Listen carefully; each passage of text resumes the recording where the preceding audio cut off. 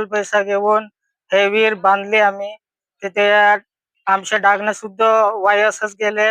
ते व्याज म्हणजे कोणाकडे उचल पैसा घेऊन आज आम्ही शेतकरी बांधून आम्ही पूर्ण जे विहीर केलेले आहे सर्व फसून गेलेले आहे. नाही भेटून राहिला म्हणून आम्ही आता आत्महत्या करण्याच्या परिस्थिती येऊन गेलेली आहे आमच्या. विहिरी पूर्ण होऊनही कुशल निधी रखडला. संतप्त मजुरांचा आत्मदहनाचा इशारा. नंदुरबार जिल्ह्यातील अतिदुर्गम दडगाव तालुक्यात प्रशासकीय दिरंगाईचा संतापजनक प्रकार समोर आला आहे. 2022-23 मध्ये मंजूर झालेल्या 51 सार्वजनिक विहिरीचे काम पूर्ण होऊनही गेल्या 2 वर्षांपासून कुशल मजुरीचा निधी रखडल्याने मजुरांनी आक्रमक पवित्रा घेतलाय. विहिरी पूर्ण करण्यासाठी मजुरांनी स्वतःच्या पत्नीचे दागिने विकले तर काहींनी खाजगी कर्ज काढले. 2 वर्षे पैसे न मिळाल्याने आता व्याजाचा बोजा वाढलाय. तहसीलदार स्तरावर पूर्णत्वाचे अहवाल सादर होऊनही तांत्रिक अडचणीचे कारण देत पंचायत समितीकडून निधी रखडला जात असल्याचा आरोप मजुरांनी केलाय.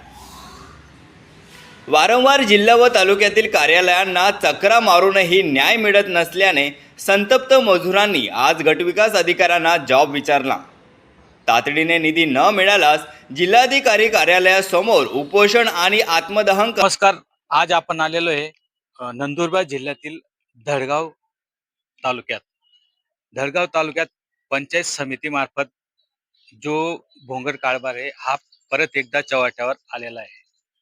कारण इथले जे सार्वजनिक विहीर मंजूर होत्या, कमीत कमी 200 ते 250 सार्वजनिक विहीर मंजूर आहेत. तर काहींचे काम पूर्ण झालेले आहेत, तर काहींचे अकुशल बिल निघाले आहेत. पण कुशल बिल निघालेलं नसून तर जे मजूर होतो कुशल कामगार त्यांची मजुरी आतापर्यंत त्यांना मिळालेली नसून तर सगळे त्या मजुरीसाठीच चक्रा मारतायत. कारण की ऑनलाईन मध्ये 51 सार्वजनिक विहीर झालेले आहेत आणि जे आलेले आहेत कुशल मजूर असो किंवा शेतकरी यांचे एकच मागणी आहे की आमचं 2021-22 जे विहीर होते मंजूर त्यांचे काम पूर्ण झालं असून सुद्धा आतापर्यंत आम्हाला ते बिल मिळालेलं नाही.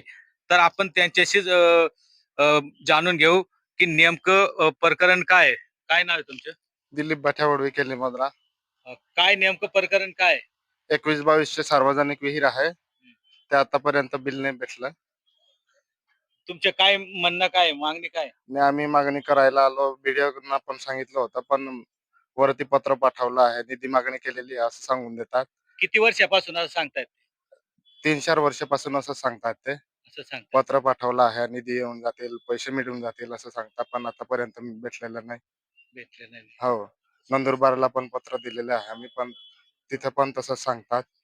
तहसीलच्या अहवाला करावा लागेल तुम्हाला असं सांगितलं, म्हणून आम्ही ते पण केलेलं आहे, ते पण पाठवलं, पण तरी सुद्धा आम्हाला आजपर्यंत भेटलेलं नाही. माझे नाव सुरसिंग वडवे, मी तरुणमाळ ग्रामपंचायत केलीमोजरा गावाचा रहिवासी आहे. आम्ही सार्वजनिक विहिरीचे कामे केलेले आहे. मजुरांचे बिल बाकी आहे. इथं पंचायत समितीला MRGS ऑफिसला येऊन ऑनलाईन केलेले बिल. आमच्यावर अशी उपासमारीची वेळ आलेली आहे की आम्ही कामं करून सुद्धा आमच्या कुशल बिल 5 वर्षानंतर पण भेटून नाही राहिलं. मग आमच्यावर उपासमारीची वेळ आलेली आहे. मजूर जे काम करेल, ज्यांनी कामं केलेले आहे त्यांच्यावर हल्लाबोल करण्याची वेळ आलेली आहे मजुरांची. तर जो काम करणारा व्यक्ती आहे त्याच्यावर पण उपासमारीची वेळ आलेली आहे. असं एकंदरीत पाहता आमच्यावर सगळ्यांवर हा दबाव येऊन राहिला की मजूर म्हणताय की आम्ही तुम्हाला पकडणार, दुसरं काहीच सुचत नाही. आम्हाला आत्महत्या करण्याची वेळ आलेली आहे. म्हणून आम्ही एकदा सरकारकडे आमची एकच मागणी आहे की आम्हाला कुशल बिल मिळावं, मजुरांची मजुरी मिळावी आणि जे काही 2%, 10% व्याजाने पैसे काढलेले आहे ते आम्हाला परतफेड करता येईल, एवढीच आमची इच्छा आहे की आम्हाला बिल भेटावं.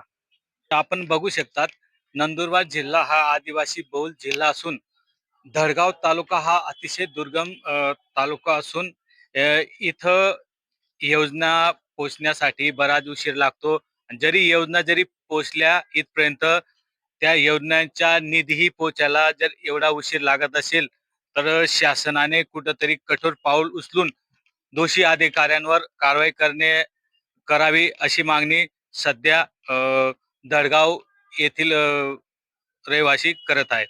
SMTV मराठीसाठी संजय मोहिते, दडगाव.